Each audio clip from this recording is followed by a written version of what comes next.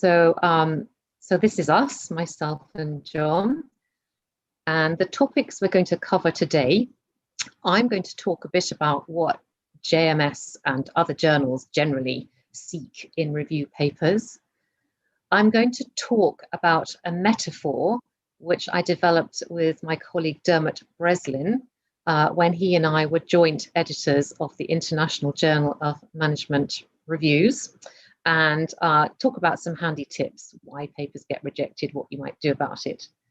And then John will follow up talking about the practical steps for how to get from an idea to advancing theory with review articles. And this will be a two-step process with practical takeaways.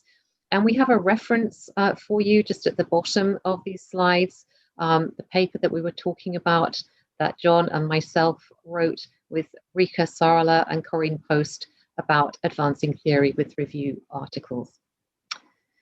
So because at the moment I am one of the general editors with the Journal of Management Studies, I thought I would just mention who we are and what the journal is and does. We were established in 1963. It's probably one of the oldest, if not the oldest, European, certainly British management journals. We get about 1,500 submissions. It's quite a big journal with 3 general editors and usually around 11 associate editors. And we're AJG4 and FT top 50. We publish a whole range of articles in JMS. It's a general management journal, and we publish regular articles submitted on an ad hoc basis or perhaps to a special issue, which might be empirical or conceptual.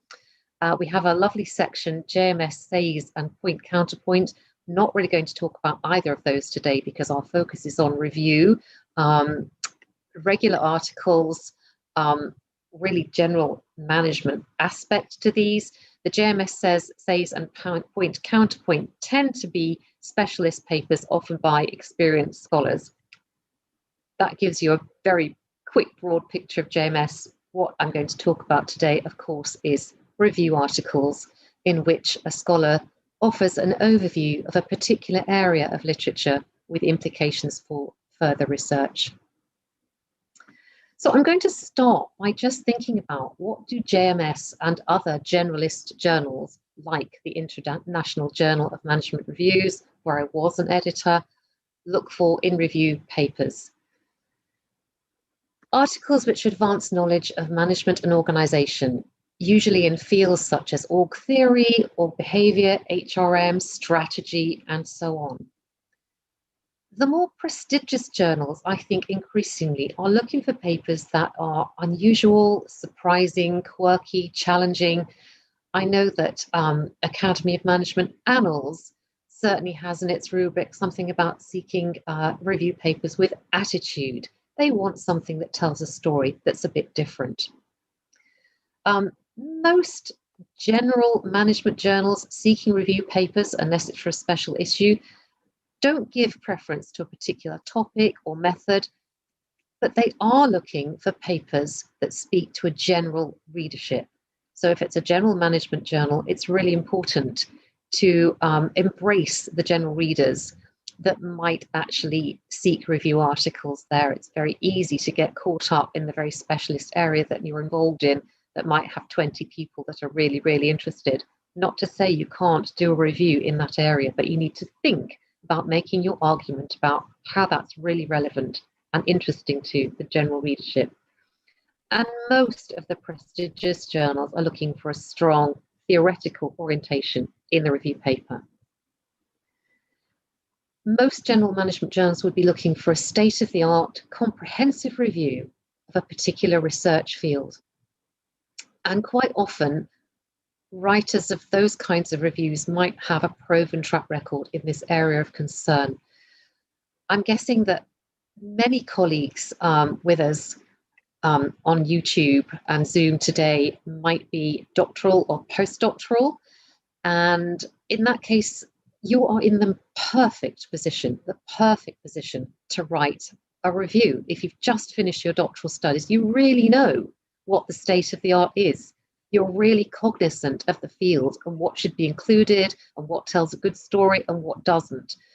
you might want to think about writing with your director of studies or supervisor, because they can help you craft your fantastic, knowledgeable review into a paper that matches the requirements of one of the more prestigious journals. Often a prestigious journal will be looking for something that's theoretically driven, with the hopes of opening up or redirecting scholarly thinking, and at some level, the development of a research agenda and or a conceptual framework as a guide to future research. Many journals now ask you to clearly describe your methodological approach. That's worth thinking about, so that you're not having to retrospectively go and gather up how you found your papers. If in fact you haven't written your methodological approach to review, you can think back, but it's quite likely you will have to include some kind of section on whether your review was systematic, whether it's a bit of a narrative. Possibly if you're working with somebody experienced, you might have drawn on their experience and how you went about it, what databases you used, and so on. And it would be expected that you would clearly identify theoretical implications for research. So now I'm going to talk about different approaches to theorizing through reviews. This is drawn from a paper that I wrote with Dermot Breslin. It's the reference is just at the bottom of this slide, and after I've finished talking, I will pop it also in the chat.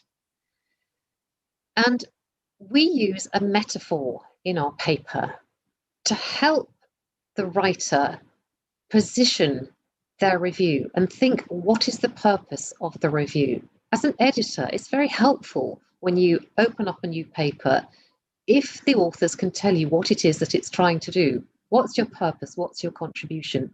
That's something that's really challenging. So if you're going to theorize through reviews, this is one way of helping you decide how you might do that and where you're going to position your review, what your contribution is going to be. We use a metaphor, the minor prospector continuum, and we imagine that the reviewer is either at the minor end or the prospector end. So at the minor end of the continuum would be a contribution that fills gaps in an existing knowledge domain, and at the prospector end of the continuum, we'd be looking at a contribution that would be shaping the direction of research. So if you imagine the reviewer who is going to join the other minors in an existing mine will be extending knowledge within a given domain alongside lots of other scholars. At the prospector end of our continuum, you might be doing a review where you've actually stepped out on your own, doing something different, perhaps hoping to strike gold, and the contribution would look to shape the direction of research. And you'd be searching for new knowledge domains, opening up big questions. So I'm going to talk to you in a bit more detail about what a minor's pathway might look like in terms of doing a review, then a bit about what a prospector paper might look like, and then show you the continuum so you can see what the range is and what you might do that's in between, and then I will exemplify a little bit. But if you want more examples, they're all there in the paper. So what might the minor do? If you're going to do a review as a minor, you might choose your mine. You're going to extend knowledge within a given domain. You're probably not going to search for materials beyond your scholarly mine, and you're going to position your contribution alongside other researchers. You're reviewing a circumscribed and established domain of study. So you'll have to decide where you fit in with the work of your colleagues and choose your tools and carve out what your contribution is going to be. You're probably going to be making an incremental contribution if you're a minor. You're going to stay within a particular discipline. You will hope to find a theme that's rich enough in your mind to be able to do something that's a bit different. You're going to interpret management knowledge. You might be contributing something that's new to practice. I think the tricky aspect of being a minor is that it could be critiqued that it's a silo approach. It could be seen as very narrow, particularly if you are looking to make a contribution to a general management journal. It might be that you're working alongside other scholars who are supportive and want to help you find your own little space in the mine. It can also be that lots of other people are working in the mine, and in order to find your little gap that you can find so that you can make a contribution, you might have to sort of squeeze in, and there might be some battle-hardened scholars who are trying to elbow you out and say, no, this is my scene, this is my bit of the mine. So it can be quite hard to find your space and your way. It might also be that reviewers could be a little bit defensive, maybe thinking, oh, hang on, is this scholar going to tread on my toes here?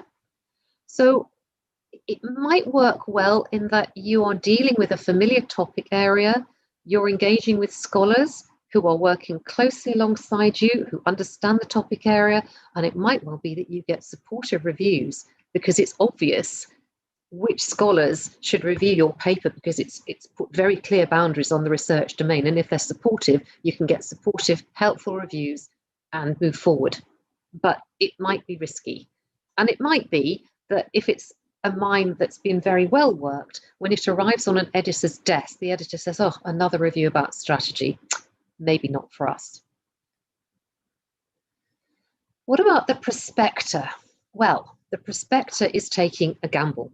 The prospector is looking at a bigger picture, searching for less trodden paths. They're really searching for knowledge beyond the boundaries of the mine. They are probably going to step outside the boundaries of their field. Maybe it will be an interdisciplinary review if you decide to do this. You're proposing a new narrative, perhaps, innovative and creative ideas, potentially reshaping scholarly thought, maybe therefore of interest to one of the prestigious journals. And you might find that actually you strike gold, you produce what I've heard termed as the killer paper, and everybody cites you. However, it is also the case that prospectors' pathways might be riskier. They are going to have to take a much broader perspective if they're going to make a breakthrough contribution. They probably don't want to be constrained by disciplinary boundaries. They've got lots of space. They're not working alongside other people in a mine. There aren't any confines. They can make their own decisions about where they want to dig. And they can reflect on what research to date has to offer. It will be a generalized as opposed to a silo approach. It might be really, really high reward if you strike it rich, but it's also risky and probably something that's quite time consuming. So it might be that you do find untapped resources that are suitable for review. But you're going to have to set the stage in order to convince the editors and the reviewers in a management journal that you have provided sufficient evidence to merit your review. You also risk with an interdisciplinary paper that an editor might send out your paper for review among reviewers from quite different disciplinary perspectives. So when you get the reviews back, they might conflict. It might be quite difficult. So I think the risk of doing a prospector paper, even though it's breakthrough and it might have a large reward at the end, is it's probably quite difficult to find your space in a prestigious journal. But it's helpful to think about where you are and to make your choice about what it is that you want to do. So what we have here is our table, really, of the continuum, the minor prospector continuum. And I'm going to share this with you, bearing in mind that lots of papers don't do only one thing. They might do both. But it just gives you a sense that we'd start off as a minor spotting conceptual gaps. That might be a bibliometric paper that does not much more than say, here is the literature, here is the gap. That's an opportunity for future research. It might be that the paper goes a bit further than that and starts to organize and categorize the literatures. And if that's what you're doing, then it's really helpful if you know that that's what you're doing and be clear about it. The purpose of this paper is to organize and categorize the literatures, and I'm doing this in a way that nobody else has done. You might go beyond that and problematize the literatures, say, we've organized them and categorized them, we're telling you where the gap is, this is where the problems are. You might take a step further and identify and expose contradictions. And as you take these steps further, you are possibly putting a little toe into prospector territory as you begin to transfer theories across domains. So you might bring into management and organization studies a theory from sociology or anthropology that hasn't been used in management before.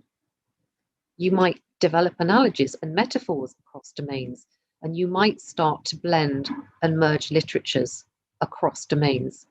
Or you might be a real prospector setting out a completely new narrative and conceptualization, looking at something from a very different perspective, unusual perspective. If you look at the paper, it will give you an example for each of those different categories. Because we have a limited time today, I'm not going to attempt to do that. But I will just take you through 3 examples, one of which is this nice paper by Wood and McKelvey, which spots a gap in looking at opportunity evaluation. And they argue that the literature suffers from an incompleteness problem. Somewhere in the middle of the minor prospector continuum are some authors who have imported the concept of symbolic interactionism from Mead, 1934, to conceptualize the process of routine formation. So they are bringing in some theories from elsewhere to offer new insights to management studies.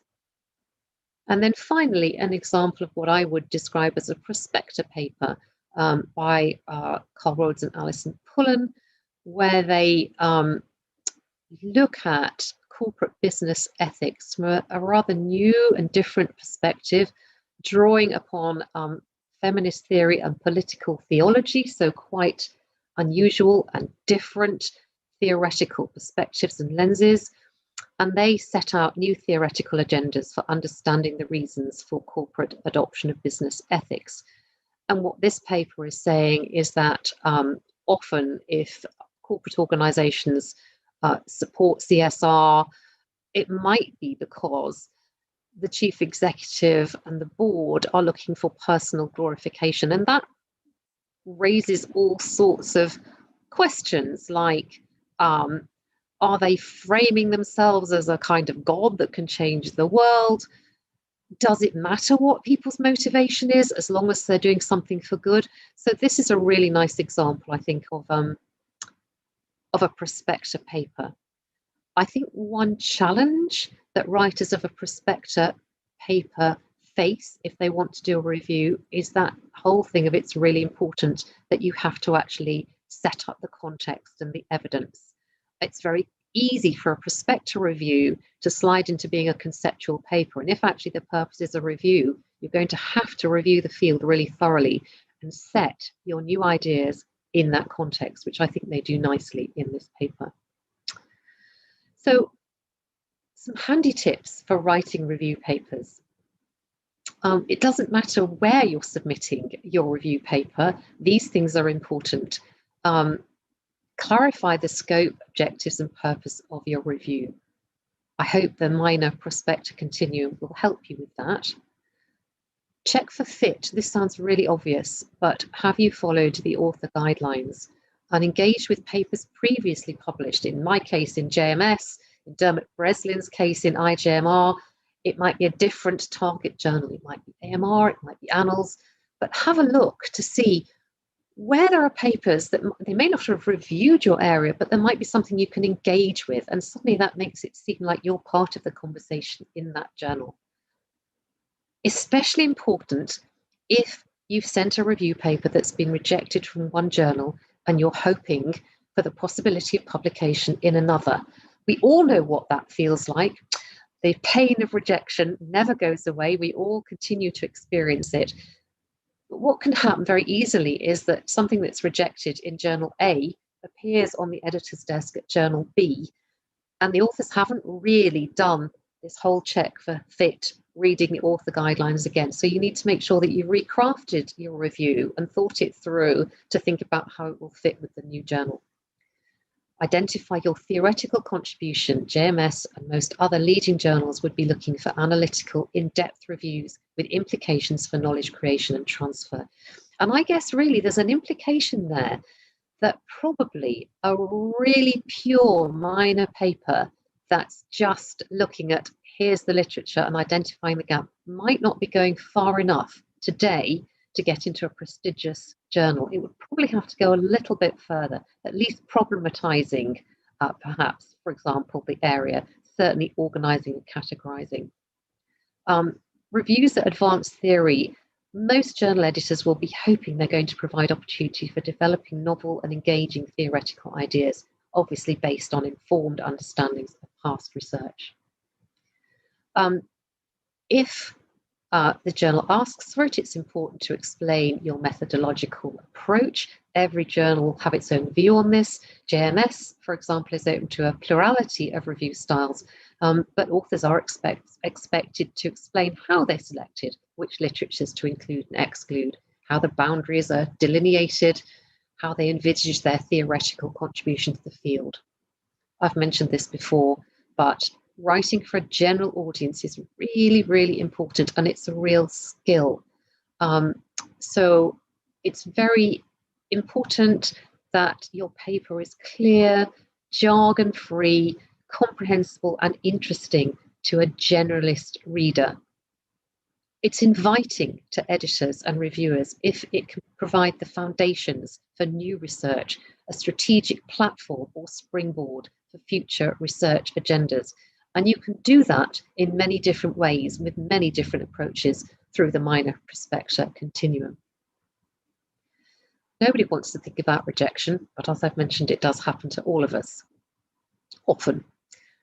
Why might it happen in terms of a review paper? Well, often because it lacks a clear and interesting and significant contribution or framework. It helps you if you think about what the purpose is of the paper, what it is that you're trying to do. It might lack methodological rigor or clarity. If you have to include a method section, the editor and the editorial team and the reviewers are going to know how you chose your papers, where you set the boundaries, why you've included this set of papers but not that set. Lack of clear implications for management and organization theory or practice, if that's what the journal's looking for. The review isn't state of the art. It's outdated and not comprehensive. I did recently receive a review that was really interesting, looking at 1950s management literature. But what it did not do was take us up to date. So it didn't explain what contemporary scholars might think about these 1950s literatures. So that is something that's really, really key. Most leading journals will be looking for it to be really state of the art. So if, for example, you finished your PhD a couple of years ago, and it was actually 3 or 4 years ago when you wrote your literature review, it's important to just have another look at the field and make sure you haven't missed out anything really important that's happened more recently. We've talked about authors not reading the guidelines in the journal. Very important to think of your argument about why the general readers of, in my case, JMS, but it might be another generalist journal, should be interested.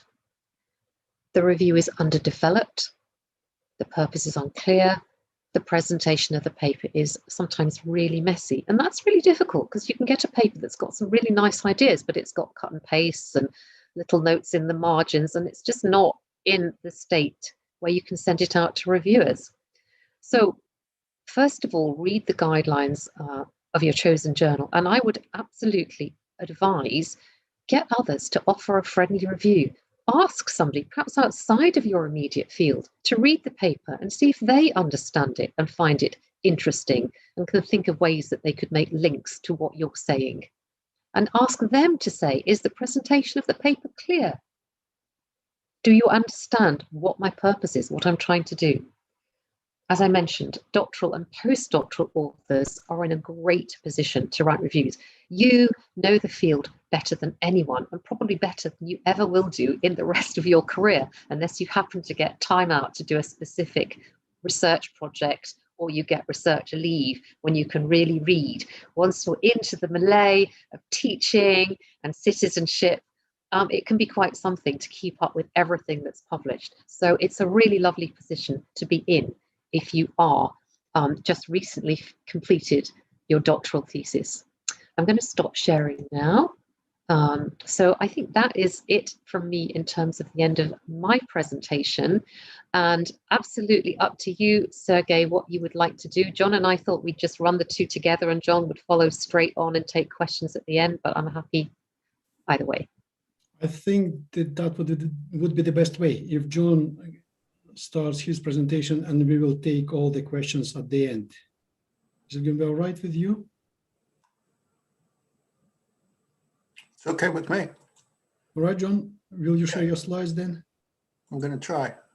Okay.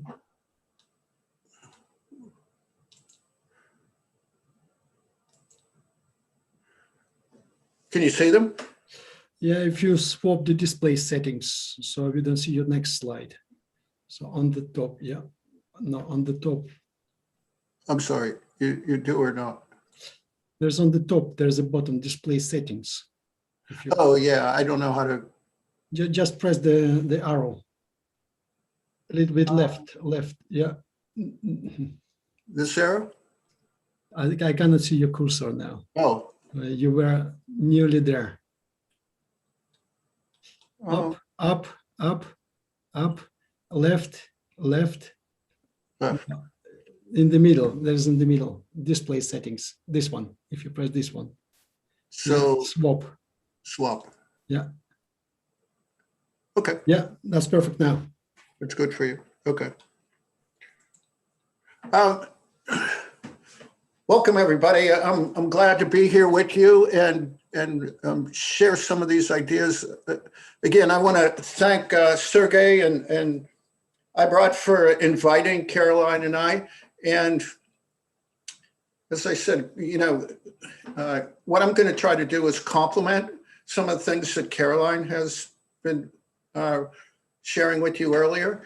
And, you know, I have this rather awkward title. How do you do it? And the reason why I really came up with that rather awkward phrase is that one of the things that I've experienced over, you know, the time when I was often doing these, or as a participant in this type of, is, you know, I come away with something such as, just trying to fix something here.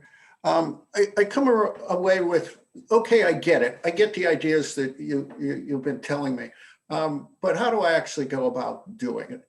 And so that's what I want to focus on today. Now, one of the reasons that, you know, maybe sometimes it's difficult to come up with ideas goes back to, you know, since a lot of you are PhD students, I still remember when I was a PhD student and they first told me what you have to do is come up with a novel or unique research idea, you know, for your dissertation. And I'm like, what's that mean? I mean, who am I to come up with something that's novel?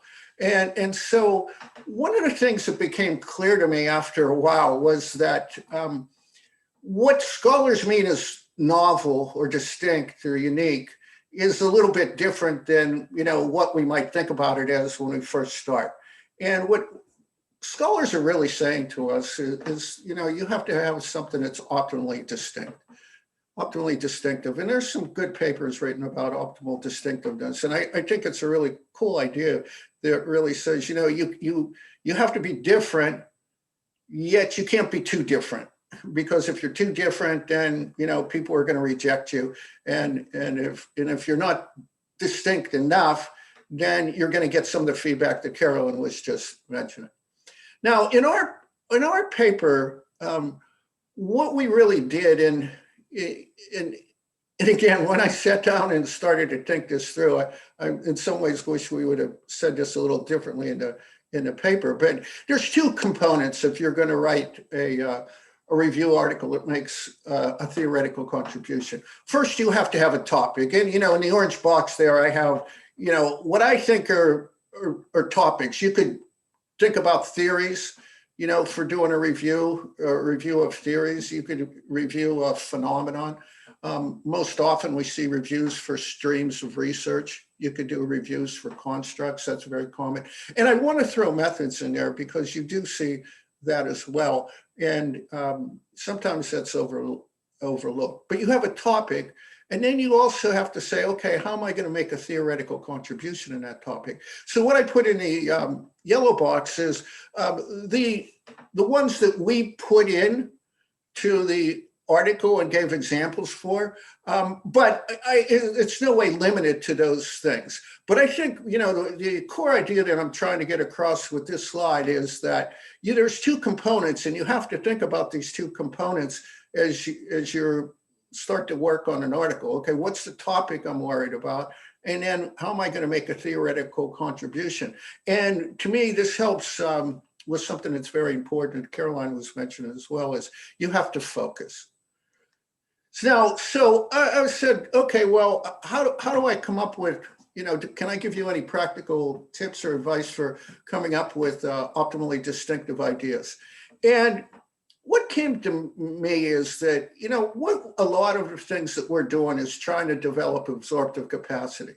So again, I'm a strategy researcher. So sometimes if I think absorptive capacity is a pretty well-known idea. It's a beautiful concept that actually the original paper is quite simplistic in its empirical aspects of it, but it's very elegant.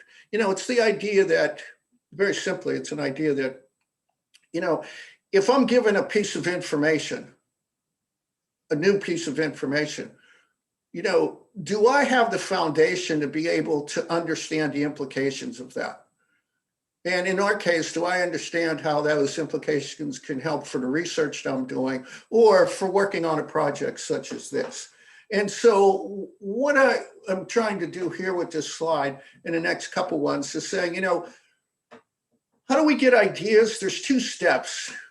The first is being mindfully priming. And it's kind of a contradiction in some ways because priming is something that is unconscious in many ways, and mindfulness is we do it. It isn't. It is very conscious. The second step I'm going to talk about is anomaly detection, and I'll define those now.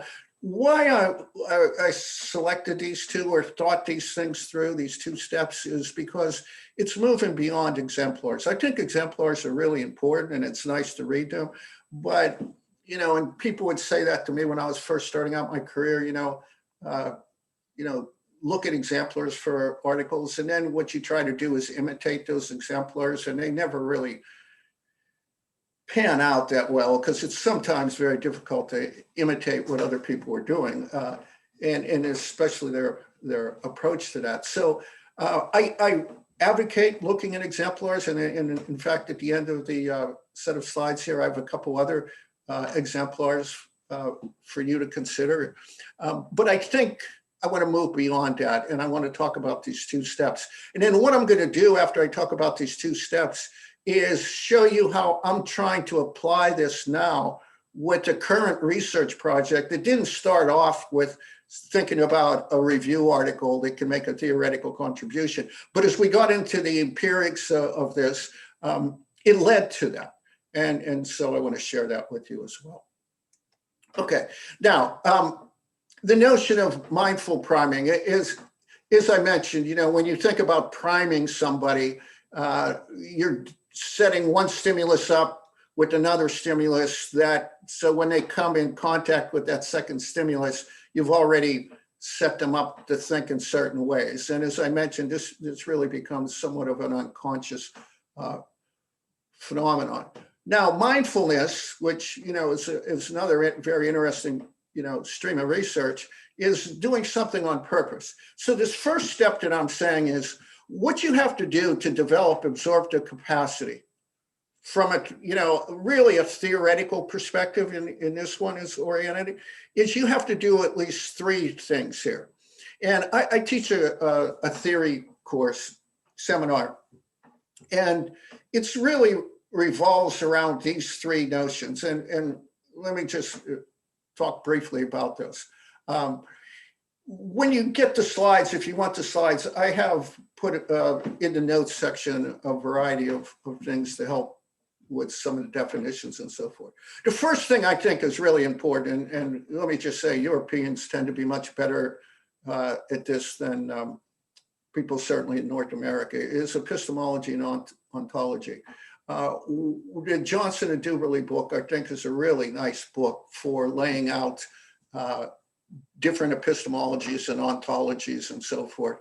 And going through that and understanding these epistemologies and how they're different, why they're different, really sheds light on things.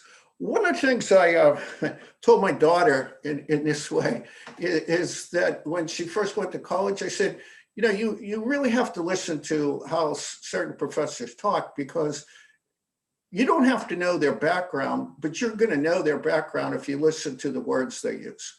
And, so if you think about in business, there's really four disciplines that we deal with, which is, economics, sociology, behavioral science, and political science. And we all have our own vocabularies. And then we think about, our epistemologies and the way we think about structuring our research from those. And those languages are very easy to understand once you understand those. I'll give you another example that's somewhat embarrassing to me, but when I was a doctoral student at Penn State, and Carl Weick, who was at that time the editor of ASQ, came in for a visit, and we're meeting with him, and Dr. Sins were meeting with him. And my background prior to that time was a lot of psychology and industrial psychology. So you can think about, he's coming from a sociology perspective, and I'm coming from a psychology perspective. And one of the interesting things was, and I didn't know a lot about epistemology, so anything like this. One of the things I asked him was, why is ASQ so hard to read? Because it seemed to me like I was reading a foreign language. And he said, well, it's not hard for me to read. And then I began to understand these notions. So this is, I think, you have to really understand, I think, epistemologies and ontologies to help you think about, how you're going to develop absorptive capacity. The second part in theory building that's necessary to develop absorptive capacity is just the building blocks of theory. There's other books, there's lots of books on theory building, but why I really like and use Dubin's book in this seminar is because it lays out the core components of any theory. And it does this in a very nice way. It's just a whole set of building blocks of doing that. And you really learn that, what is a theory? It's basically two units and a law of interaction between them. And when you break it down in that very simple way that Dubin does, and then he goes into a lot, what are units and what we would call constructs many times, and the laws of interaction, that you can never measure those laws of interaction.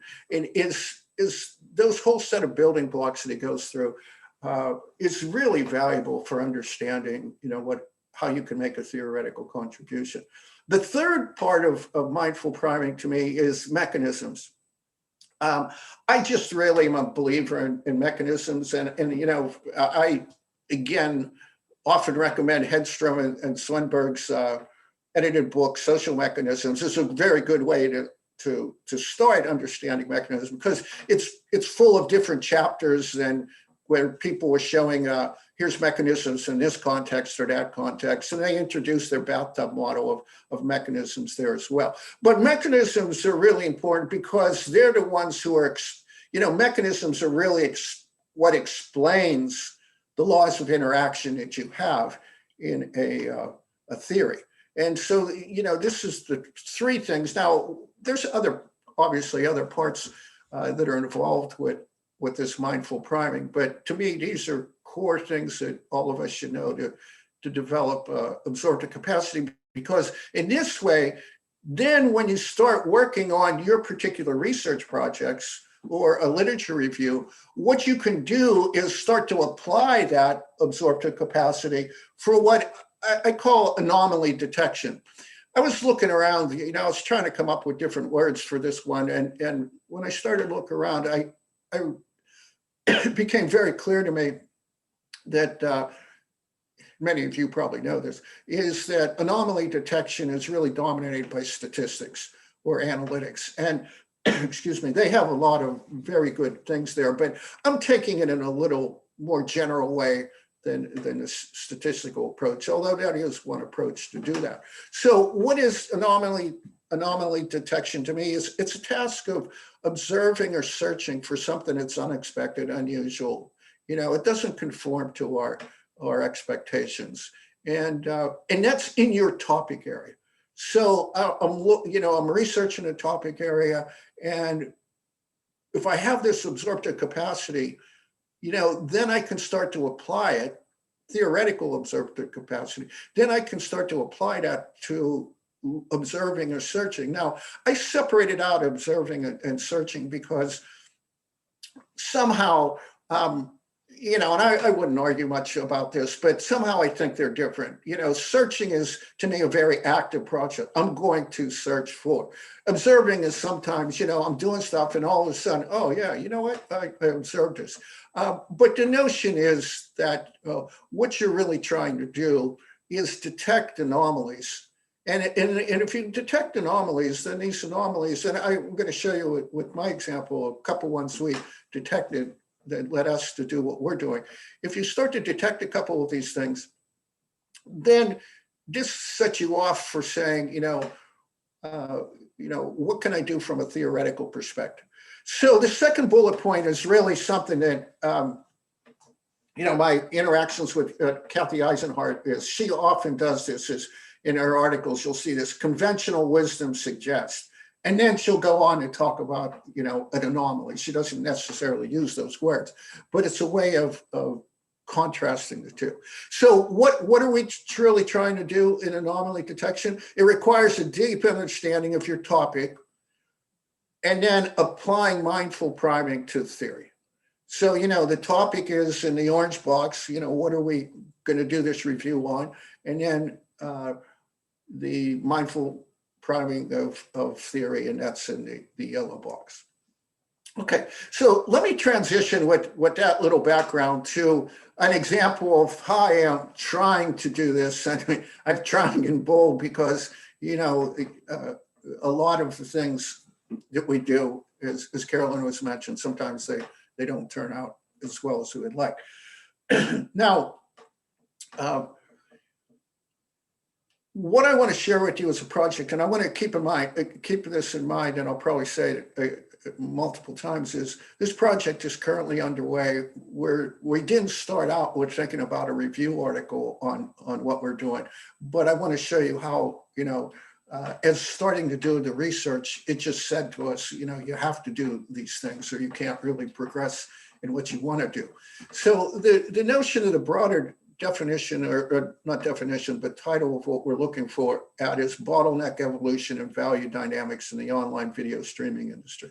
So I think, and I'll define bottlenecks and so forth, but, we're very interested in this industry. I'm very interested in industry convergence, and I've been doing a lot of my recent research on that. And video streaming is online video streaming is a good example of technological convergence that allows that to happen.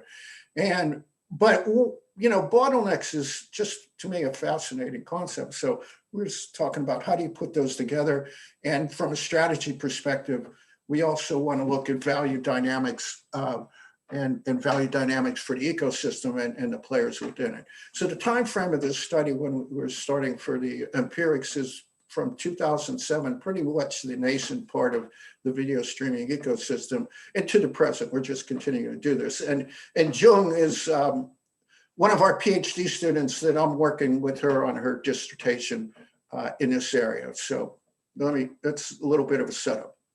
Now, in this slide kind of has a couple things going on. I'm telling you a couple of the answers when we do this, but then I'll backtrack on that as well. But I thought it might be valuable just to set it up. So the real research question that we're working on now is, how does the evolution of ecosystem bottlenecks via actions of ecosystem actors explain ecosystem value migration?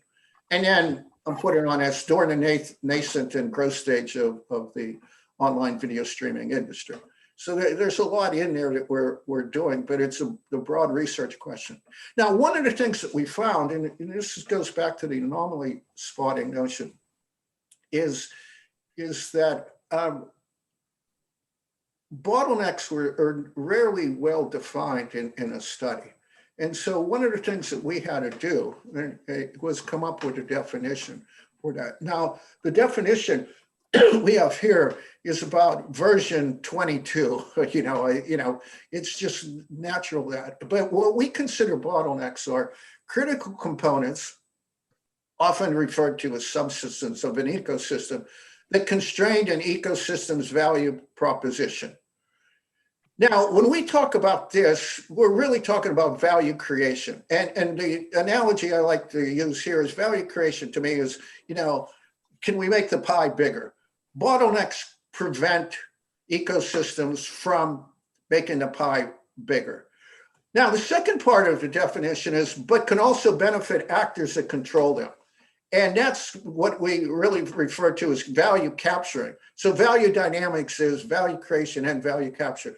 And that is, how do you divide the pie? Who gets which piece of the pie, whatever size it is? Now, one of the very interesting things that we've got into discussions with colleagues, especially a lot of colleagues, especially in Pittsburgh with this, is that most people think of bottlenecks as the first part of the definition. They're constraints. But bottlenecks also can be the second part of the definition, which is, if you control a bottleneck as an individual or a firm, then you can see this in lots of literatures. They don't necessarily define it that way. But if you think about what Bert's work is in occupying a structural whole, you're a bottleneck. And what that does is that brings benefits to actors that control those, whether it be firms or individuals. And so there's two parts of the definition. The second part in particular is really cognitively challenging for a lot of people until, it takes a while to get there, because bottlenecks in general have been trained, or, they're constraints. Yeah, they are, but there's two sides to the constraints.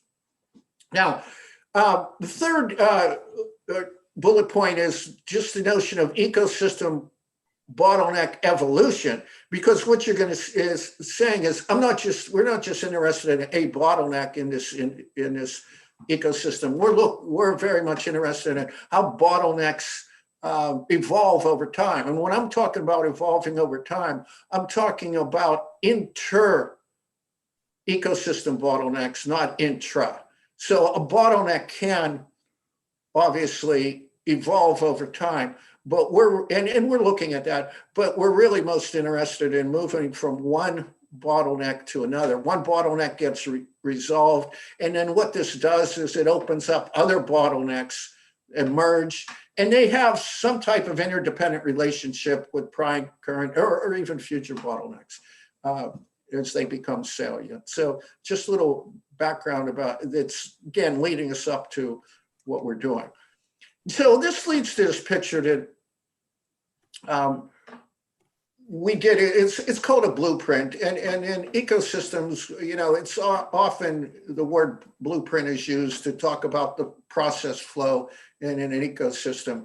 And if you look at each component that's in this figure, each of those are bottlenecks that we've identified. So again, we're doing our background research on the online streaming ecosystem, and we're looking at what's going on, and we see, there's all these different bottlenecks, and if you don't start resolving some of them, how are you going to have value creation and value capture in this. Now, one of the interesting ones is right across the top. It's called OTT. It's over-the-top technology. And over-the-top technology really was an enabler.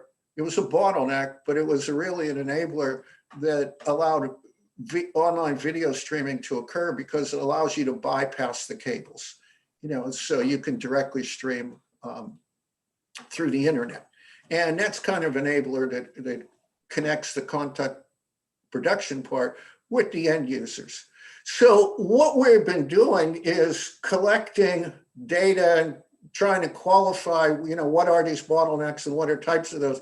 And this is part of what really led us to thinking about, we have to better theorize what bottlenecks are all about and leverage the literature with that. Okay, so again, just trying to apply some of what I was suggesting is how did we go about detecting anomalies? And so one of the things that we saw in the literature is the literature is quite fragmented. It's spread across all kind of fields of study, and it's across all kind of levels of analysis that you want. And I just put some of those in parentheses down there, from the theory of constraints to operations research to economic historians, looking at innovation, transaction cost economics, resource dependency, and so on. So you have all these different theories and it's fragmented. And there's, we haven't been able to find a synthesis of this literature. In fact, we haven't been able to find any reviews and so forth on this literature. Now, one of the things is that anomaly that we found as well is that many of the studies don't even define bottlenecks. They just refer to them as in generalities. And so they don't clarify their definitions, nor do they talk about what the attributes of a bottleneck are. Attributes / characteristics of that. And I'll talk about that in the next slide. And the second anomaly that we really see is that, again, because we're strategy researchers, there's really two independent streams of research in ecosystems and bottlenecks: the innovation ecosystems stream and the industry architecture. Interestingly, one of those, the innovation stream views almost everything as technological constraints. How do I overcome these technological constraints? And then that'll allow value creation in the ecosystem. The industry architecture stream really focuses on the firm level and says, okay, how can a firm control a bottleneck? And if they do control a bottleneck, then what value comes to them? But they really don't speak to each other. So what we are seeing there is a third thing. We don't have definitions, we don't have attributes, and we don't have types of bottlenecks. And the fourth part is, we don't know much about how actors' incentives change as an ecosystem evolves, as well as the performance implications. And as I mentioned earlier, many studies just focus on one bottleneck at a time, and we don't want to do that. So to give you an example of these notions of bottlenecks, if I go back a slide, is one of the biggest bottlenecks now that's happening is if we go to the left side and you see video sources, those are the content providers.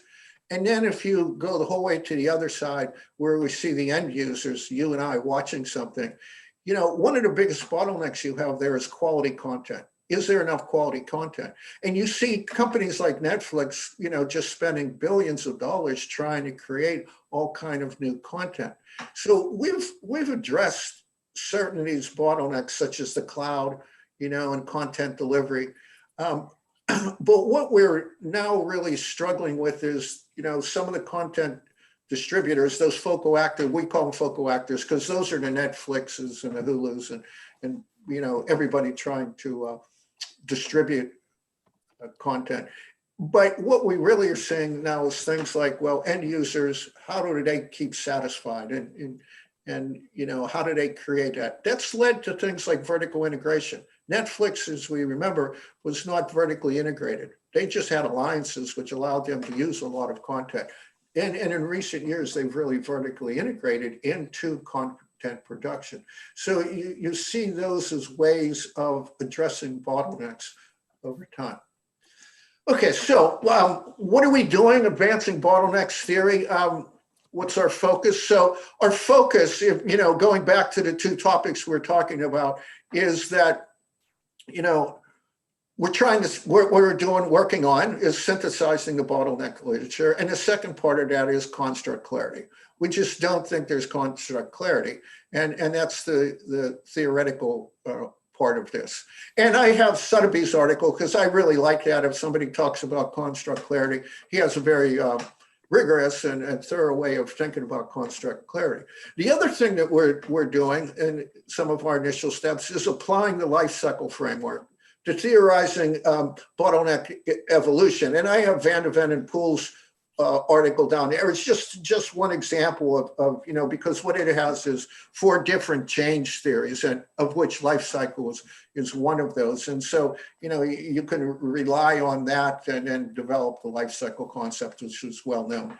And particularly what we're looking at is life cycle over the ecosystem. So, this is some of the focus and initial steps. So let me talk about these initial steps in a slightly different way, because so I talked about the definitions, and those were back on slide 7, and what we're doing with the literature search and synthesis, on the previous slides. But I also mentioned there's 3 things that were going on. Researchers haven't thought about what the attributes are. And one of the things that Jung and I have done is identify 4 attributes. And again, in the notes, they're defined for you. But, scarcity, non-uniform progress means between bottlenecks, there could be non-uniform progress. There could be, excuse me, the cloud could be set up very well, but you may not be able to get access to it. So there's non-uniform process. Performance constraints is what we typically think, and then user heterogeneity. So we see there's an attribute. So for any bottleneck, you can say, what's the attributes? But then we also say for bottlenecks, what's the types? And so what we're trying to bring to this and theorizing in the literature is, resolving hopefully a definition, showing how to synthesize this literature, identifying bottleneck attributes, different types of bottlenecks. So, for each type, then you could have the attributes for that. And then we have a group of theoretical lenses. Now, let me just say one thing in theoretical lenses is there's too many there, right? And so we're still working on how do you focus on those theoretical lenses. Okay. So that's the end of my example of how you're doing it. And I just have here a few more examples. You could say exemplars, but they're not all of these haven't really started out as papers that are review papers. But, if you look at Harrison and Klein's paper, it's just a really nice paper on diversity as a construct. And then what I have down in many of the other ones are methodological ones, because I think that sometimes we overlook those. But these are just papers that I pulled out from my theory class, and they're things of thinking about. Now, I don't think any of them were saying, yeah, we did a review article that had theoretical implications, but they did all the steps that they were. In essence, doing that. So hopefully these examples may be useful for you. So let me just summarize up, and then questions and comments that you may have. So there's 2 components to doing this, theorizing with review articles. You have to have your topic, and you have to have a theoretical contribution that you want to focus on. And so you really need to get a focus, and moving beyond just exemplars. What I was trying to do here is, two steps: mindful priming and anomaly detection. And that to me is developing and then applying absorptive capacity. And then I wanted to show you an example. So again, I think Caroline and I have the hope that what we've done today helps motivate you and helps provide some insights into how we think about theorizing with review articles. So let me stop there, and any questions that you might have for us. Thank you very much, John. Thank you very much, Caroline. Now it's time for the questions, and we'll try to do it in a organized way. So if you have a question, could you please raise your hand, and I will call you to express your question. And if you may, I will kickstart the session with the question from the chat. We had a line of discussion about problematization. So Mats Alvesson visited us for a couple of times, and he planted the seeds on the fertile grounds in our young brains, the seeds of nonconformism. So what's your perspective on the problematization as a way of conducting literature reviews and as a way of theorizing in literature reviews? Which of us would you like to go first, Sergey? You can go. Okay, so I actually think that's a really helpful paper, and I would definitely recommend it. I think that what Mats is saying is that it's about going beyond. It's kind of links with what John was saying, and it's about going beyond simply saying what is there in the literature, but starting to look at it in depth and figuring out what literally the problems might be. Is there something missing? Are there anomalies?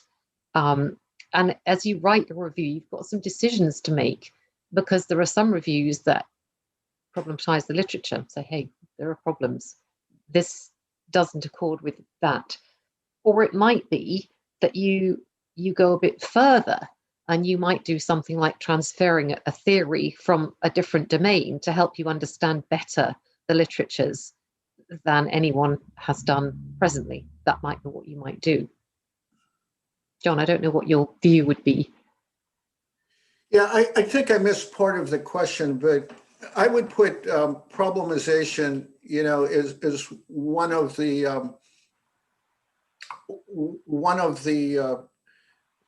ways of applying theory. So in that yellow box that I had early on, when we have emerging perspectives, assumptions, and so forth, problematization to me is right in there. It would be another one to do it, and I think it's very useful. Yeah, it is. I agree. Thank you very much for expressing your own perspectives on the problematization. Really, really useful. And we will start with the questions from the room. Emily. Hello. I remember that theory class that John taught very well, as I was a student of his. But John, I get this is for you with that paper with Jung Yoon. I'd imagine you didn't start out thinking you're doing a review article. And so it seems like, there's multiple papers when you get to realizing that maybe the literature is underdeveloped. They haven't defined this construct that you want to use. And so I'm just wondering, to talk about this, how do you break up review articles versus maybe some more empirical papers that are testing what you're looking at? Does that make sense? When do you sort of stop and go in another direction with this review article? Yeah, so since, hi, Emily, I miss you. We're having the interactions. So when Jung and I started this, it was very empirical. And that's one of the reasons why I picked this as an example, was because we realized we couldn't advance on the empirical stuff if we didn't answer a bunch of these questions that were answered in the literature, because Jung and I have made, a variety of presentations on this, and you just get questions. And when you get those questions, it's something I forgot to mention, was that, going out and practicing this, whether inside your own school or, at conferences and so forth, is a good way to see if there's interest and, whether you're on track. So it really emerged out of that problems with the empirics. And that's where I said, Jung, we really should think about doing this. Does that answer, Emily, what you were? Yeah, so I guess you're not thinking you could even get this published without first explaining and doing this review to establish more of the construct. Is that what you're saying? So it Well, does. no, I think we can.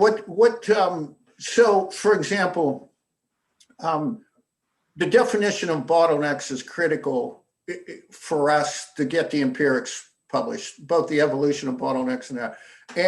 And the other thing is that when we're doing our empirical stuff, we're looking at, for a particular bottleneck, the attributes and the types of bottlenecks. So we're making, you know, our hypotheses and so forth, we're oriented towards that. So we had to do it anyhow, because otherwise people were going to say, you know, what are you doing? How are you advancing stuff? And so that led us to, since we have to do this, why not leverage it into another type of paper? I think, John, that's a really important point, because a review paper that gets published can provide you with a unique opportunity. It gives you a strategic platform, because in your review paper, it might well be that you say more research is needed and it's this kind of research. And then you come up with your next paper, which says, well, we're addressing this issue. Here's the research. So it can be an opportunity. I'm showing my age with this, but when I was a doctoral student, Academy Management Review was a review journal. It started out as a review journal, and it was very useful. And then they changed their approach, and that's why JOM's kind of stepped in, and other journals such as the ones you've been working with, Carol, have stepped in. And so we were taught that if you do your dissertation, you should get at least 2 papers out of that. You know, now, you know, a lot of those things are fairy tales, but that's, you know, 1 empirical paper and 1, you know, like Academy Management Review or theory paper. Because as you said, you're doing those types of things anyhow. Right, great, thank you very much. Question from Katarina, and then I'll have 2 questions from the chat. Katarina. Hello, everyone. I hope I'm the only one, Katrina, having your head. So basically, I have 2 questions. First of all, thank you very much, Caroline and John, for the excellent presentation.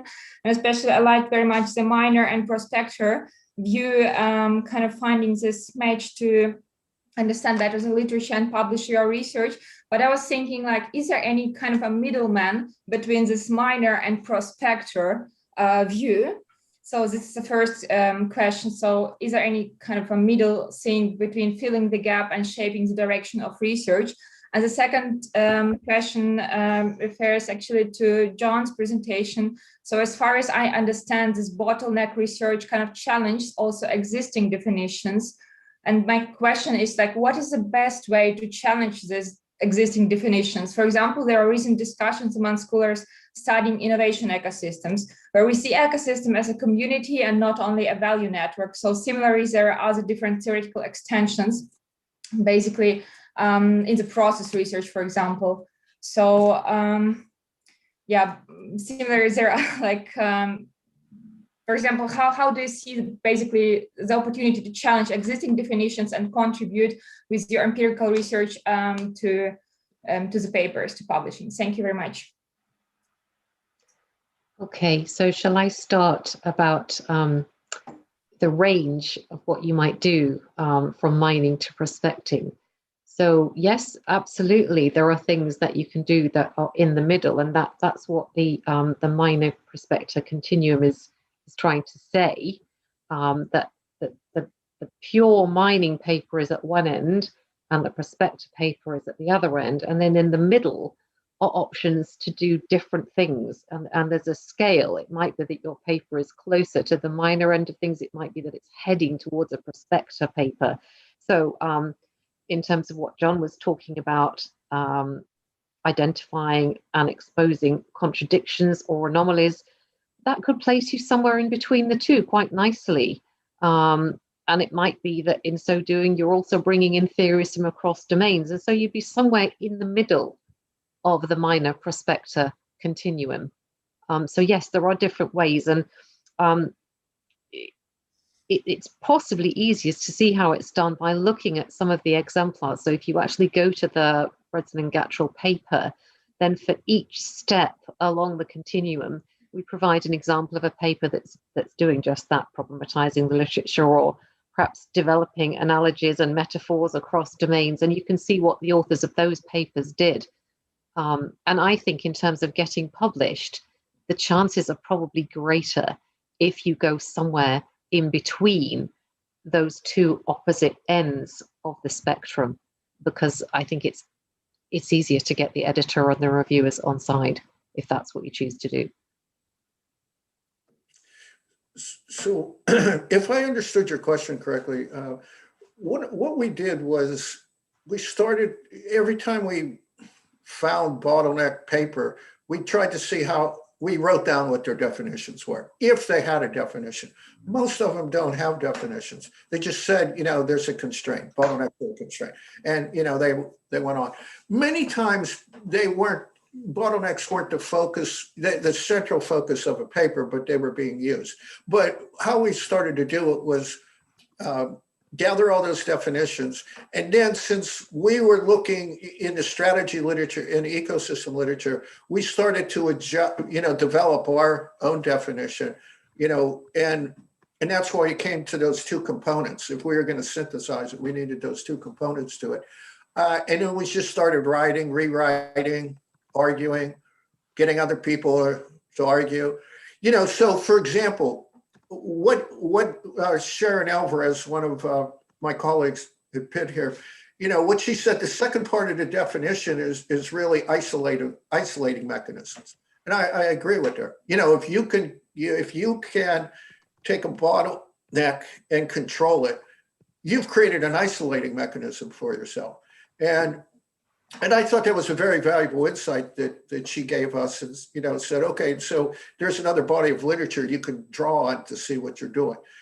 So, you know, it's just beating up, you know, and Emily will tell you, we like to beat each other's research up because we don't take it too personal. If that helps answer what. Thank you very much. And we have two questions from the chat. So the first question is from Sergio Alves. He cannot unmute yourself. He needs to keep silence in his apartment. So Sergio is currently finalizing a review where the results are present throughout the literature, but mainly assumed implicit. So his concerns that, one, he might be finding things that are not there, and second, that the paper might be rejected because reviewers will argue that there is a weak explicit support for the review results. Any tips on how to deal with the situation? John, do you want to go first on this one, or do you want me to go first? No, feel free. So I think before you send that paper in, I would do your level best to evidence your arguments. It may be that you can't absolutely give a rock iron defense, but I think the better your defense of your arguments is, the more likely it is that it will get past the reviewers. And you can be careful of your language. You can say, it could be argued that, and draw upon some of the literatures that you review. So you might say, Joe Smith argues that, and this argument aligns with the same argument put forward by Mo Patel. And so that the reviewers can see there that in the literature, there is an argument for what you're suggesting. And I think that John made a very key point here, that if you can, to present the paper, if not at a conference, just get a few friends in your department to let you present in an informal seminar and get some feedback, so that you've given others the chance to help you shape the paper so it can be convincing. Because I think the big thing is, when it lands on the editor's desk, is it convincing? Do they think there's an argument there? In which case, they would be delighted to send it out to review. A really important question. John, what do you think? Yeah, I agree. I think I'm just probably using different words, but saying the same thing. This is one of the reasons why I like this optimal distinctiveness concept, because to be able to do that, you have to ground whatever you're doing in the existing literature. And so there you're able to show and juxtapose what you're doing with with what others have already done. But I agree. If I understood the latter part of the question is, I agree. If you go out too far on the edge, it's likely you're going to get rejected. You know, we just don't, you know, academic, I always crack up because we're supposedly, academics is considered very liberal, but we're like a monastery. You know, we're very conservative. We don't like change. So we got this real schism going on. Yeah. Right. Thank you very much, Caroline. Thank you very much, John. And Sergio, please remember that the word assumption is very strong language in the academia. So thank you. If we have another question in the chat, then we'll come back to the question from the room. So there was a question from Carolina at the top of the chat. And it's the question is, could you provide more information about what theoretically driven means in the context of review article? Right. I understand that your presentations were about, but can you please compress your message in a more succinct way? I'm sorry, I couldn't quite hear what the question was. I'm sorry, Sergey. Would it be possible to just repeat it again? Yeah, the question is, could you provide more information about what theoretically driven means in the context of review article? Thank you. John, do you want to go first on this one and I'll follow on? Yeah, sure. When I, at least the way I view theoretical driven is in that yellow box, the things, you know, whether it be problematization or assumption raising, that to me is theoretical driven. You have, you know, what we were doing, what we're trying to do with construct clarity, that's theoretical driven because they're all, you know, theoretical components, building blocks of theory. And that's what we tried to do in the article is pick out, you know, 6 or so of those and write about them. But that's what we mean by theoretical driven. I would say the same thing, but as you say, John, in slightly different language. So I think the minor prospector continuum is giving you different options about how you might drive forward your theoretical perspective and how you might position yourself. I mean, somebody said something to me which I thought was really helpful, that if you're looking to reshape theory or to contribute to theory, it's about asking yourself the question, what do researchers in the field, what will they know after reading your paper that they didn't know or understand before? And I think that's quite a helpful way of putting it. Right, thank you very much. We have more questions from the room. Alicia, your turn. Can you please unmute yourself and ask your question? Thank you. Hi, I'm a PhD student from Quebec, but I'm from Belgium, so sorry for the accent. I have a question about how do you know you found something original and how far you go in the literature, and because we have to make some risk and base our argument on evidence, but when do you try, and because we have to try and retry again, so I'm just wondering, what did you do as first when you were PhD students? And okay, voila. Caroline, I'll give a quick try on that. Sure. When you come up with something, ask fellow doctoral students or faculty, because there's a lot of times where somebody will come into my office and say, you know, I have this new idea. And then you'll say, well, did you look at this literature? And then they'll come back and say, okay, it's not a new idea.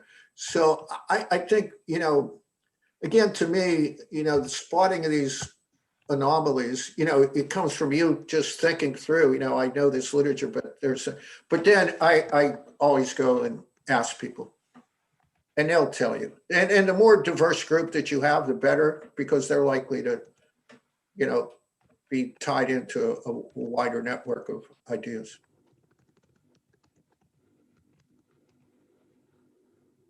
Yeah, no, I think that's absolutely right. It's very difficult, and it remains something that's complex. even when you're really experienced. And I think as John says, sharing your ideas can help you define what's new, what you're doing that's different, and help you refine them, polish them, get some feedback. So we've talked about this, and you might go back and read it and thinking, yeah, but you haven't quite talked about that. That's where I come in. And as you become really familiar with the literature, you can see that there's something that you think is wrong, or something that you think is missing, or something that you see in another field that's not discussed in management studies, and that's opportunities. Great, thank you very much. One more question from the chat, and then we'll come back to the room. So there's a question from SN. As a PhD researcher, would you advise submitting papers to journals independently, or is there a better chance of being accepted if you submit with a reputed co-author? So if we involve experienced academics with names, are our chances better? I think that's a really important question. So in the case of most leading journals, having a big name on your paper just for the sake of having the name is not going to help you get it published. Even the biggest names sometimes still experience rejection because it's all about the quality of the paper. However, if you are a new researcher and you're aiming to get a paper published in a leading journal and you have these really good ideas, to work with someone experienced to help you craft the paper and think through what the journal is looking for and refine and define the ideas and work out a way of evidencing them. That, I think, is really worthwhile doing at these early stages. That is something I would advise if you get the opportunity. I think if it's your work and you're the doctoral student, your name should be first on the paper. But to actually work alongside with your director of studies or somebody that's well known in the area, maybe make a team, I think that could really help you get the paper published, but not because of who the people are, but of the experience and support that they can lend you in crafting it. Let me add one corollary to what Carolyn is saying. I think where, the big name will help is if the editor is thinking about a revise and resubmit.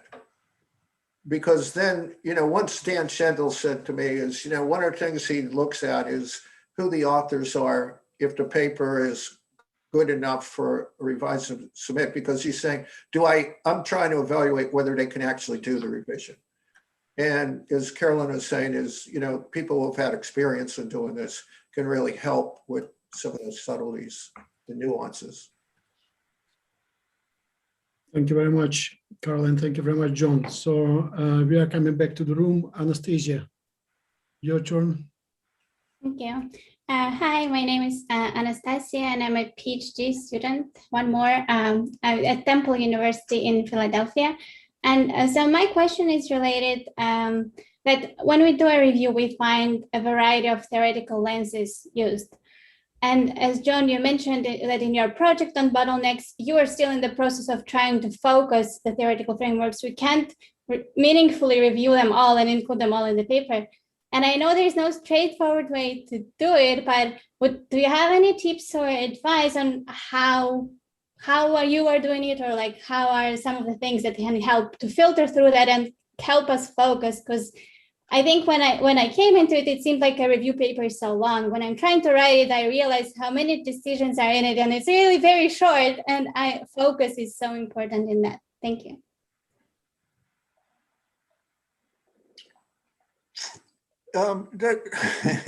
It's a really good. I'm just looking at what one of my slides to see if that could help me answer what you're doing.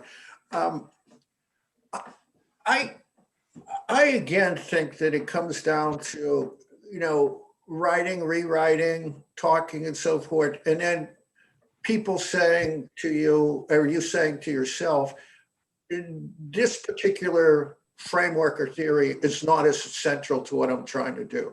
And then you start to eliminate things on the basis of that, because it may be something like a context. For example, in my case, we might take the notion of ecosystems and make that we're studying this in an ecosystem context. And by taking it and framing it in that way, it allows us to not say, okay, I have to do everything that what ecosystem research has to do. I have to do with what it means for my specific thing. Yeah, I would agree. It is really difficult. I think one thing that I would say, one lesson that I have learned over the years, I'm hoping that everyone can hear me. I've just put my headset on. If anyone can't, wave madly. Good. First of all, I would say write to your word limit. There's nothing more depressing than writing a review and it's 30,000 words and actually you can only submit 10 or 12. So I would start by organizing your paper into sections and have a look at your target journal. Look at a couple of papers and figure out how many words do they use in the introduction, how do they split up the sections, how many in the discussion and the conclusion, and so on. So I would try and mirror in your paper what others do and really try and discipline yourself to write to the word limits as you go along. I think the other thing is that once you start to figure out what type of paper it is that you want to do, you start to organize and categorize the literatures. Now, you might go further than that in making your contribution to theory. It might be that you're going to use a metaphor as a lens to explore the area of concern, for example. But you might start with categorizing the literatures so that you might be able to say, well, one set of views say this, and then you frame the discussion about all those writers in your paragraph, and it might be, but however, a feminist perspective on this would look different, and then you have a paragraph on that, and that helps you kind of compress it a bit so that you don't have to discuss every paper in detail. You might just mention one or two and then list a couple of supporting references to make your argument.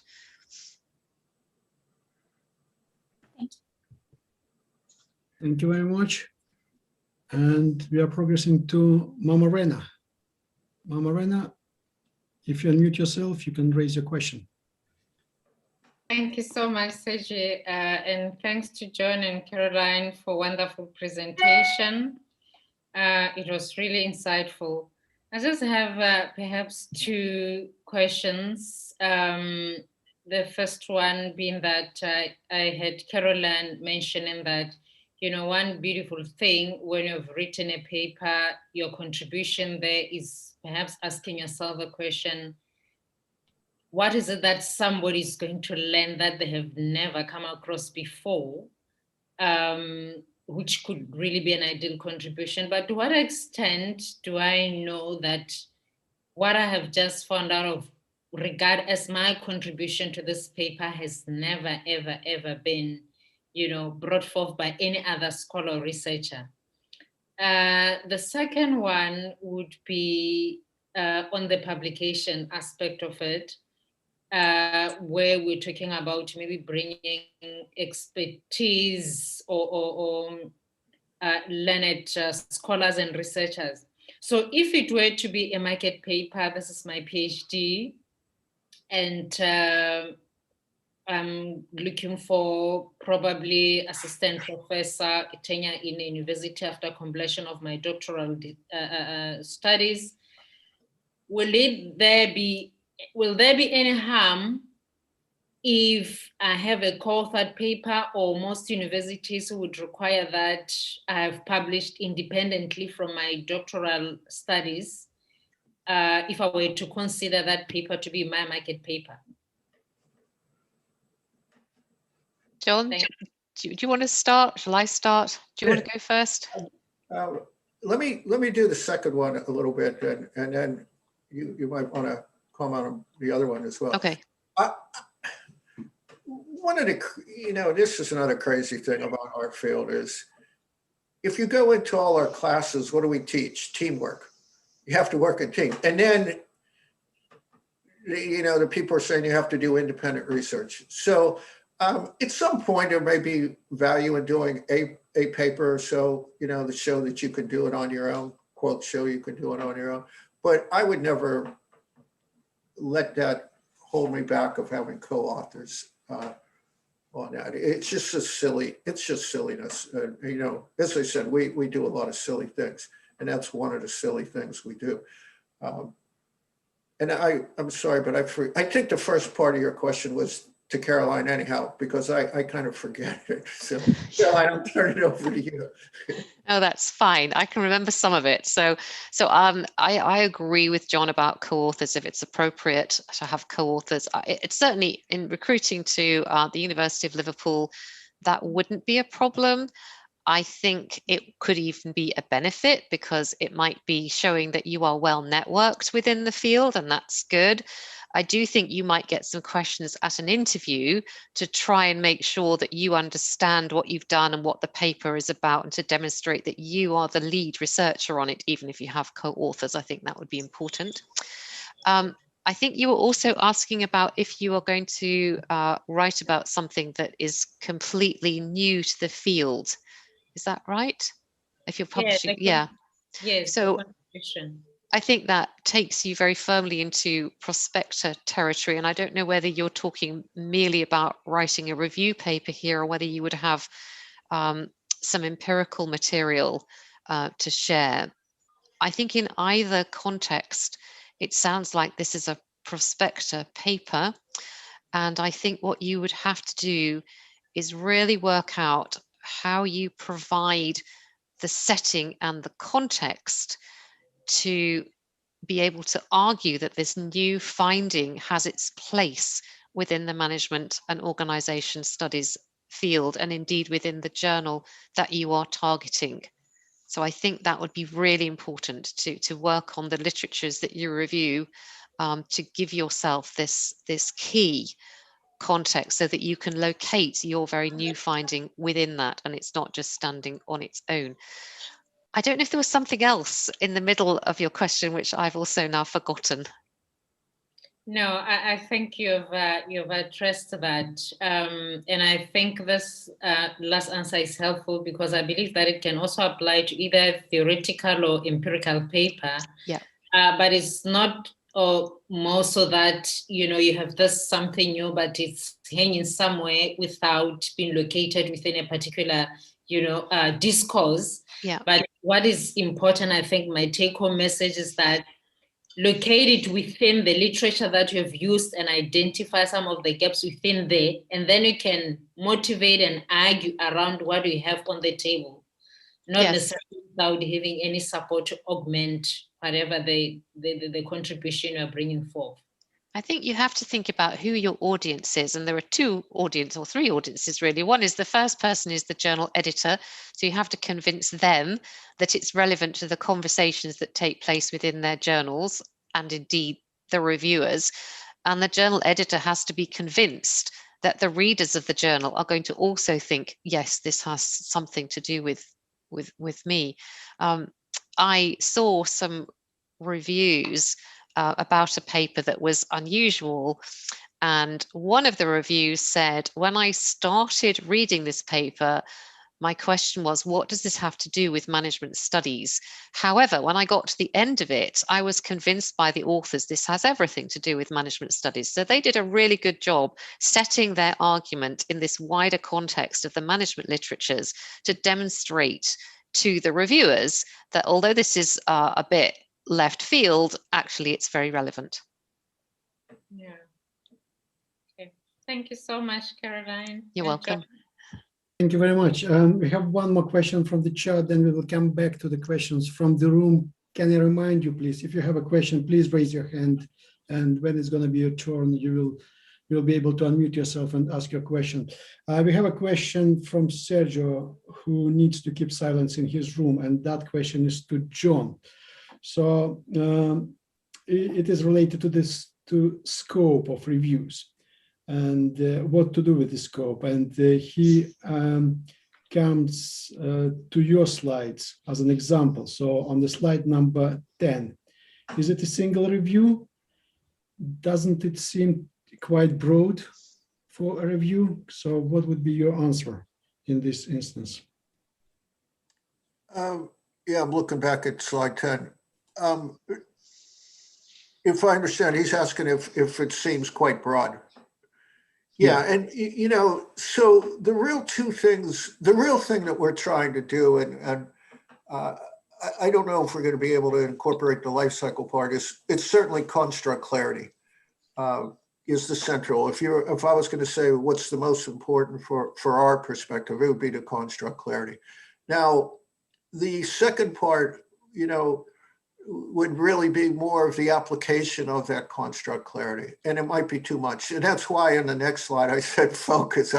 We still have to focus because we haven't written a paper yet. Because we're really doing the groundwork for that. But it's a good comment that you have there. It is too broad. Right. Thank you very much, John. We are coming back to the questions from the room. Velvetina, your turn, please. Hi, thank you so much for the talk, John and Caroline. Very interesting. So I'm a doctoral student at UCL School of Management, and currently I'm writing a quantitative and empirical paper. So it's quite similar to like John's experience of the bottleneck system, in which as I'm writing the empirical paper, I'm realizing there are a lot of questions lead to the need for literature review. But the things that I'm challenging within the literature in which it's to do with like creativity and social networks is that I'm kind of challenging the implicit assumptions in the literature which hasn't been tested yet. So what I'm curious is to find out, is it worth doing a literature review that challenges implicit assumptions rather than explicit assumptions, which a lit review would tend to write about? Thank you. I would say yes, absolutely it is. It seems to me that you've spotted something that would enable you, if you did a literature review, to provide a really good strategic platform for you to then draw upon and cite as you publish your own empirical research. And that can be critique. You can indeed critique just that in the literatures. One of the things you can argue is that this literature is assumption based. This is a problem with the literature. So this is what's needed. We need some empirical research, but you need to be really careful, I think, about how you frame those arguments. So, for example, saying there are no papers, that is always a risky one because somebody else in some other domain must have published one. So in your case, because this is kind of a fairly new contemporary topic, I would look and search very thoroughly in other domains to see if somebody in sociology or media studies has published something that goes beyond assumptions, to make sure that you include it in your review, which I think is one that, to be convincing, would have to be across domains.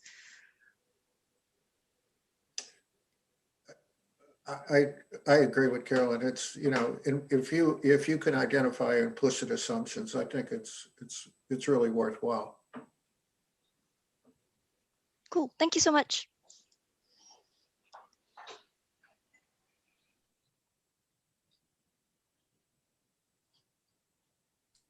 Sergey, you're muted. Thank you, Brad. We have an interesting question in the chat. So how much is enough? How much of a literature review do you need to develop a theory? I understand you need to establish a gap, relevance, etc. But how systematic or encompassing does the literature review needs to be? That's a question from Anne. So when it's enough? Shall I start, John, or do you want to start? Go ahead. Okay, so one of the real important challenges, I think, of writing a literature review and theorizing through a literature review is you have to define some boundaries. And that, I think, is something that you as the author has to do. It's the onus is on you. It's about managing the reader expectations. So if it's a really big field, like say strategy, you would have to be really clear about your boundaries and which areas you were including in your review. So that I think is something that's down to the author, and you define the boundaries, and you need to give some clear reasons for why you've set them, where you've set them. So it might be that you're going to look at, say, strategy as practice, and you might want to give a reason for why that review is needed. Perhaps there hasn't been one for 10 years. I don't know, there might well have been. I would imagine it's a very popular area, but it might be that there hasn't been a review for 10 years on strategy as practice. So immediately you start to narrow down the topic area. You've given a convincing reason for why a review is needed. And in doing the review, you might be able to come up with, say, some anomalies. You decide on what it is that your theoretical approach is going to be, and the focus of your paper might be to look in the very clearly defined area and problematize the literature by looking through the anomalies. That might be what you're doing. Having defined the boundaries, you've then managed the expectations of the editor and the other readers. So when they set off to read the paper, they know that you're not going to write about strategy and feminism, for example, because you said very clearly that that's not what you're doing. So I think there is something very clear about setting out what you're going to do and the purpose of the paper, and making some decisions yourself about what you're going to include and what you're not going to include and why, and making that really clear in the paper. Let me add one thing to Caroline's point, is that you need a sufficient number of papers to do it. So I totally agree, you have to focus, but sometimes when you focus, it may be that it's not time for a review because there hasn't been a sufficient amount of research done. And, I had that with one of my colleagues. We were going to do a review on industry convergence. And the editor basically said, I don't think there's enough empirical articles yet. And, it's hard to argue with that. I mean, there's 20, 25 or something, but so that I would add that too. It just, it's this balancing act between breadth and having sufficient number of papers. Yeah, sorry, I was going to just affirm really what John said. I think the field needs to be mature enough to warrant a review. Thank you very much. So you need to find a balance between the number and between the focus as well. And sometimes there's not enough for a literature review. Thank you. We have another question from my colleague from Cranfield, Ibrat. Thank you, Sergey. Thank you, John and Caroline. My question pertains to, what if we want to advance by bringing two theories? Can you comment on that? Can we advance theory by bringing two theories through literature review? I would say yes.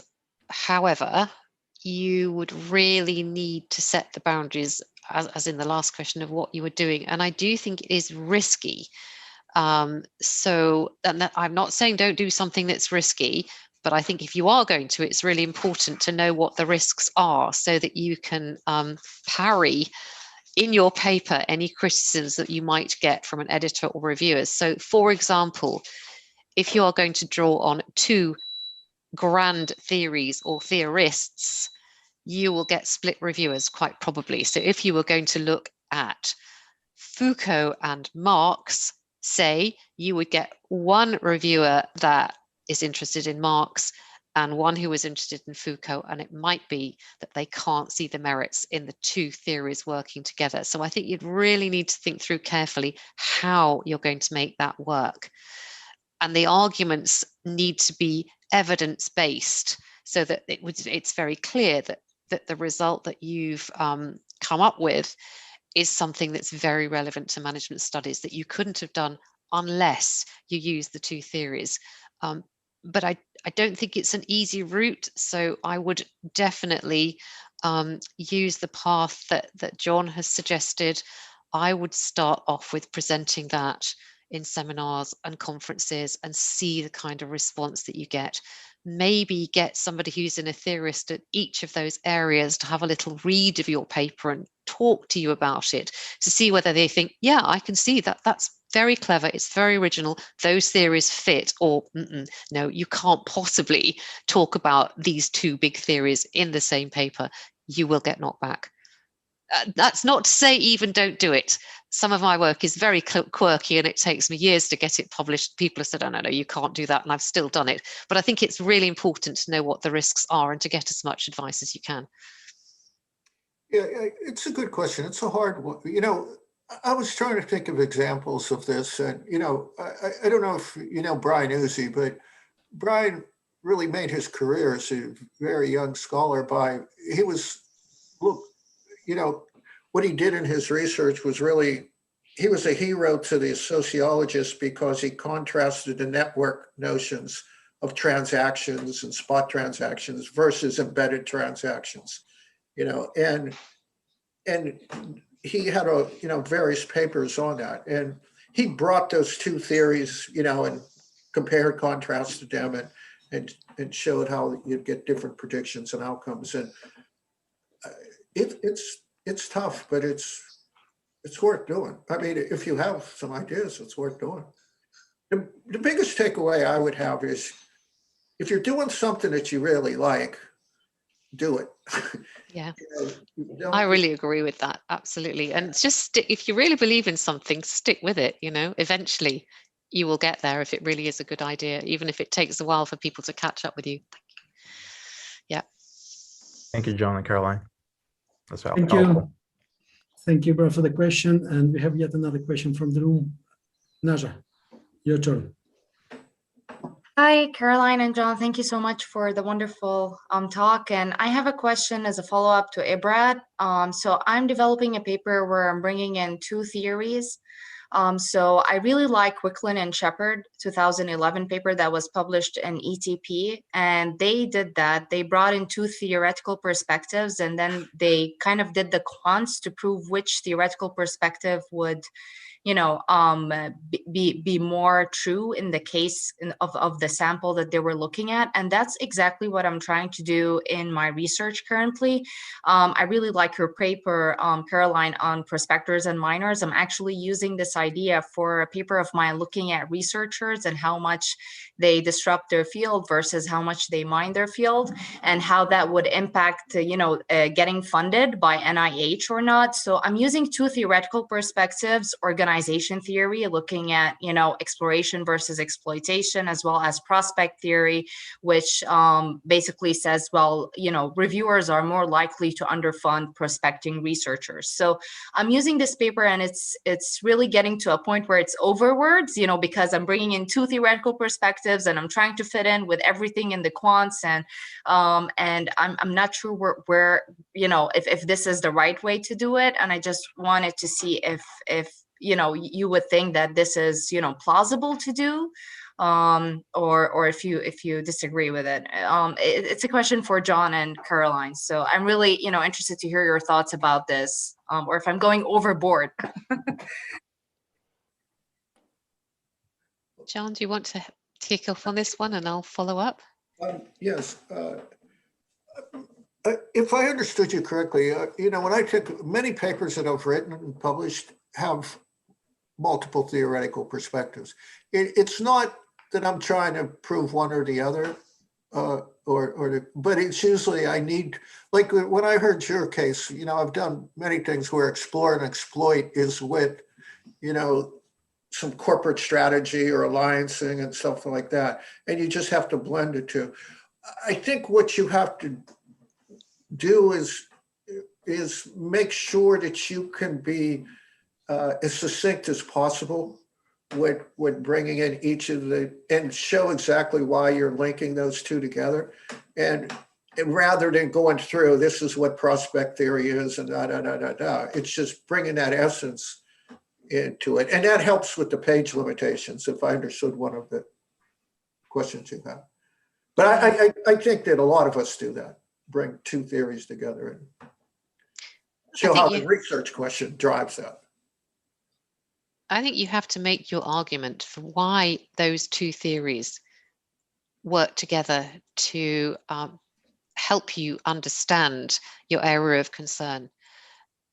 And it sort of raises the question of, well, why these two? Why not two others? So I think it's about convincing the reader that these two work well together, that the choice of working with both of them on your paper is a sensible one, and evidencing that from the literatures, and then making a clear argument for how using the two theories gives you a better perspective on the area of concern.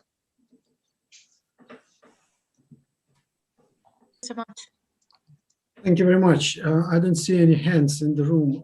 We need to finish 5 sharp, if I may. I ask you a question about your personal preferences. So broadly, we can do literature reviews in 2 ways: consensus making and consensus breaking. So what are your personal preferences as a researcher and as an editor of a journal? That's a really difficult question. I think in terms of my personal research trajectory, I find often I write about the body and gender and parenthood and work-life balance. And I find often that the work that I'm doing is regarded as consensus breaking, but that is not my intention. And when I first started working in the field and making the observations that I make, I had no idea that the work would be considered to be controversial. It's only with experience that I found that it is. So the challenge for me is to locate what could be in management studies seen as controversial research, try and locate it in a context such that readers of it are convinced that it has value in management studies. And the other thing that I have to do is be careful about language.